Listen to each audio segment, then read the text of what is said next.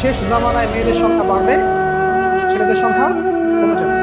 Even একটা ছেলে 40টা মেয়ের দায়িত্ব নিবে, এটা আবার ভাববেন না 40টা ওয়াইফ, মা, খালা, নানি, ফুফু সব মিলায় 40।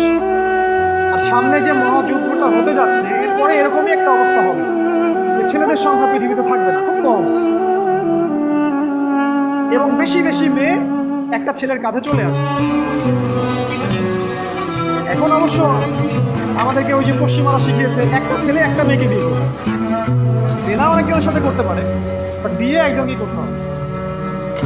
এখনো যদি কোনো হুজুর বা কোনো ব্যক্তি, হুজুর না, কোনো আলেম, কোনো স্কলার বা যে কোনো ব্যক্তি দুটা বিয়ে করে, মানুষ মনে করে something is wrong, something is wrong with it, এই লোকের কোনো সমস্যা আছে, এর মনে চরিত্র ভালো না, এর মনে একটা দিয়ে আকাঙ্ক্ষা পূরণ হয় না, something is wrong with it, তাই না? এই চেতনাটা দজ্জাল শিখিয়েছে। একটা ছেলেকে তৈরি করা হয়েছে সে যেন অনেকগুলা মেয়েকে বিয়ে করার ক্ষমতা রাখে, এভাবেই তাকে তৈরি করা হয়েছে। নাহলে আল্লাহ কখনোই 4, 3, 2 বলতেন না। হ্যাঁ, যদি আমি সমতা করতে না পারি তাহলে কি 1।